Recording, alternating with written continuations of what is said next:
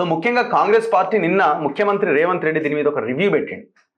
ఎవరైతే ఇన్ఛార్జ్ మంత్రులు ఉన్నారో వాళ్ళతోటి అండ్ దాంతోపాటుగా వివిధ డివిజన్లకు కార్పొరేషన్ చైర్మన్లని ఇన్ఛార్జ్లుగా పెట్టి ఈ మొత్తం పరిస్థితిని పర్యవేక్షిస్తున్నారు. సో అందరినీ కూర్చోబెట్టి అసలు ఏం జరుగుతున్నది, గెలవగలుగుతామా లేదా ఎట్లా అన్నది నిన్న ఒక రివ్యూ మీటింగ్ పెట్టినట్టున్నారు. సో ఆ మీటింగ్లో నా ముందు ఇప్పుడున్న బెల్లయ్య నాయక్ గారు ST corporation chairman, TRICOR chairman కూడా పాల్గొనడం జరిగింది. మరి ఇంతగా పార్టీ ఏ రకంగా ఈ జూబ్లీహిల్స్ బై ఎలక్షన్ను గెలుచుకోవడానికి ప్రయత్నాలు చేస్తున్నది, అసలు సాధ్యమేనా? యాంటీ ఇన్కంబెన్సీ ప్రజా వ్యతిరేకత చాలా ఎక్కువగా ఉన్నది కాబట్టి కాంగ్రెస్ గెలిచే అవకాశం లేదని ఇటు బీఆర్ఎస్ బీజేపీ మాట్లాడుకుంటున్నాయి. మాట్లాడదాం. నమస్తే బెల్లయ్య నాయక్ గారు. సో నిన్న రివ్యూలో ముఖ్యమంత్రి మనమే గెలవబోతున్నామని చెప్పారా, లేకపోతే పరిస్థితి అటు ఇటుగా ఉంది, ఇంకా మనం గట్టిగా పనిచేయకపోతే గెలవలేము, ఒకవేళ ఈ ఎలక్షన్ ఓడిపోతే మన పని ఖతమే అని చెప్పారా? ఏం చెప్పారు, ఏం రివ్యూ చేశారు? అంటే ఈ ఎన్నికలు మనం కోరుకునేవి కావు. ప్రజలు ఓట్లేసి గెలిపించినటువంటి వ్యక్తి తన ఆరోగ్యం బాగలేక చనిపోవడం వల్ల వచ్చినటువంటి బై ఎలక్షన్స్. కాబట్టి ప్రతి పార్టీకి ఒకసారి ఎన్నికలు వచ్చిన తర్వాత ఎన్నికల్లో పాల్గొన్నాం అనేటటువంటిది, దాంట్లో గెలుచుకోవడం అనేటటువంటిది కంపల్సరీ ఒక ఎజెండాగా ఉంటుంది. మా ప్రభుత్వం ఉంది, దాదాపు 2 సంవత్సరాలు కావస్తుంది ఎన్నికల నాటికి. ఇప్పటికి 22 నెలలు అయిపోయింది మేము అధికారంలోకి వచ్చి. చాలా రకాల ప్రయత్నాలు మా మీద జరుగుతున్నాయి. అయినా కానీ ఈ ఎన్నికలు ప్రభుత్వం వచ్చిన తర్వాత ఇంతకుముందు ఒక బై ఎలక్షన్ వచ్చింది, మనం చూసాం. కంటోన్మెంట్ది 10,000 మెజార్టీతో కాంగ్రెస్ పార్టీ గెలిచింది. అక్కడ పార్లమెంట్లో మాకు తక్కువ వచ్చినాయి, బీజేపీకి ఓట్లు ఎక్కువ వచ్చినాయి. కానీ అసెంబ్లీ కాడికొస్టర్లకు ప్రజలు కాంగ్రెస్ పార్టీకి ఓట్లు ఇచ్చి గణేష్ను 10,000 మెజార్టీతో గెలిపించినటువంటి, అంటే దాదాపు 30,000 క్రాస్ ఓటింగ్ జరిగినటువంటి పరిస్థితి మనం కంటోన్మెంట్లో చూసాం. జూబ్లీహిల్స్ ఎన్నికలు ఖచ్చితంగా కాంగ్రెస్ పార్టీ గెలుస్తుంది, గెలిచేటటువంటి అవకాశం ఉంది. ఎందుకంటే జనరల్ ఎలక్షన్ జరిగినప్పుడు టీఆర్ఎస్ పార్టీ అధికారంలోకి వస్తుంది అనేటటువంటి ఒక భ్రమలు క్రియేట్ చేయడం వల్ల సోషల్ మీడియా ద్వారా ఆ రోజు ఉన్నటువంటి అన్ని రకాల యంత్రాలని వాడడం ద్వారా బీఆర్ఎస్ పార్టీకి సిటీ చుట్టుపక్కల రంగారెడ్డి జిల్లాలో ఎక్కువ సీట్లు గెలిచినటువంటి పరిస్థితి ఉంది. కానీ ఇవాళ వాతావరణం లేదు, వాస్తవ పునాది మీద ఎన్నికలకు పోతున్నటువంటి స్థితి ఉంది. కాబట్టి ఇవాళ ప్రభుత్వాన్ని రేవంత్ రెడ్డి గారి నాయకత్వంలో అద్భుతంగా ముందుకు తీసుకెళ్తున్నటువంటి క్రమంలో వచ్చినటువంటి బై ఎలక్షన్స్లో ఇంకా 3 సంవత్సరాలు మేము అధికారంలో ఉంటాం. 3 సంవత్సరాలకు ప్రజలకు కావాల్సినటువంటి పనులు చేసేటటువంటి అవకాశం కాంగ్రెస్ పార్టీకే ఉంటుంది, కాంగ్రెస్ ప్రభుత్వానికి ఉంటుంది. కాబట్టి జూబ్లీహిల్స్లో ఉన్నటువంటి ఓటర్స్ చాలా తెలివైనటువంటి వాళ్ళు, ఎడ్యుకేటెడ్స్, ఇండిపెండెంట్గా ఓటు వేయగలిగినటువంటి శక్తి సామర్థ్యాలు ఉన్నటువంటి వాళ్ళు, విచక్షణతో ఓట్లు వేసుకోగలిగినటువంటి కెపాసిటీ ఉన్నటువంటి ఓటర్స్.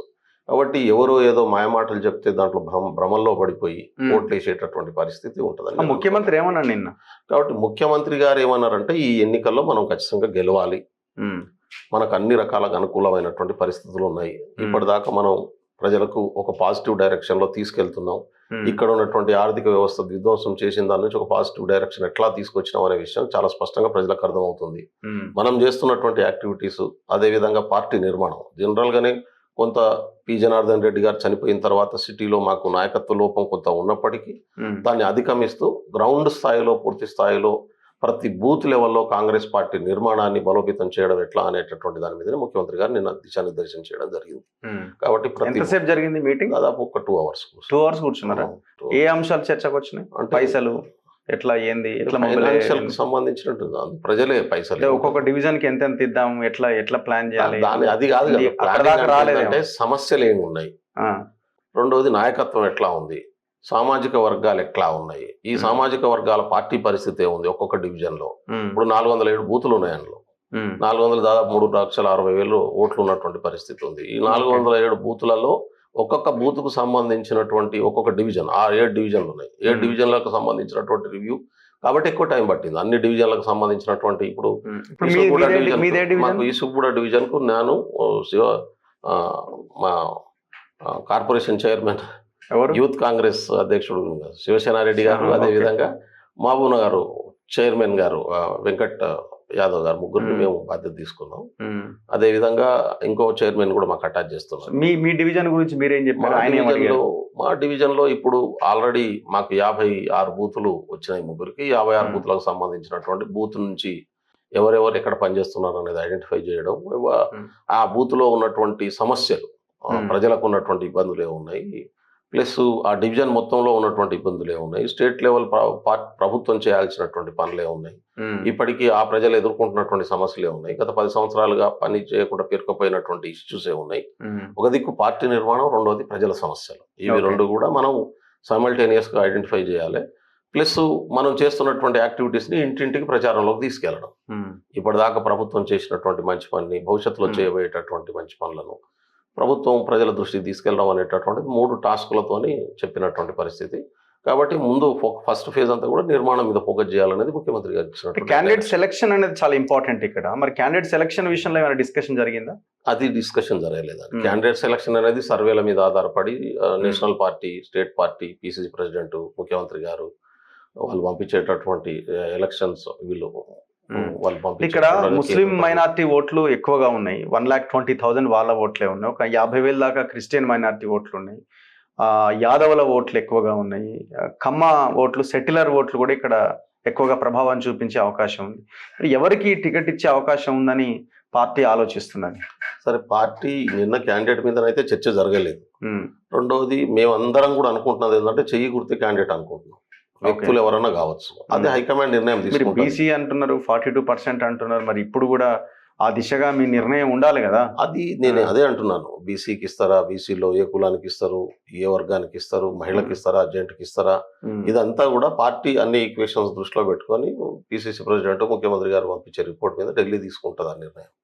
కాబట్టి ఖచ్చితంగా ఎవరిని తీసుకున్నదని వెయిట్ చేద్దాం. అయితే మాకు ఇవ్వబడ్డటువంటి డైరెక్షన్ ఏంటంటే ఖచ్చితంగా కాంగ్రెస్ పార్టీ చేయి గుర్తే మన క్యాండిడేట్, సింబల్ను గెలిపించుకోవడం అనేది మన ఎజెండా.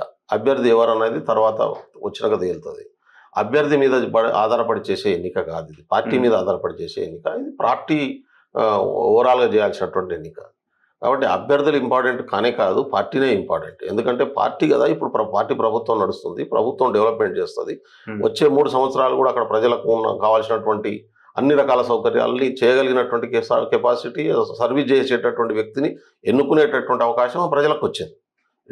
మిగిలినటువంటి 3 సంవత్సరాలు వాళ్ళ డెవలప్మెంట్కు ఎవరైతే పాటుపడతారు, ఎవరు చేయగలుగుతారు అనేటటువంటి వ్యక్తిని ఎన్నుకునేటటువంటి అవకాశం. జనరల్గానే అధికారంలో ఉన్నప్పుడు ఒక అడ్వాంటేజ్ ఏముంటుందంటే, పవర్లో ఉన్నటువంటి వాళ్ళకు ప్లస్ పాయింట్ ఏంటంటే, ఇప్పుడు మీరు రిమైనింగ్ 3 years ఉంది కాబట్టి ఈ 3 years టర్మ్లో ఆ ప్రాంతానికి ఏం కావాలన్నా గెలిచినటువంటి ఎమ్మెల్యే మనం అధికారంలో ఉన్న పార్టీకి గెలిపించుకుంటే ఎక్కువ అడ్వాంటేజ్ ఉంటుంది అనేటటువంటి ఫీలింగ్ ప్రజలకు ఉంటుంది.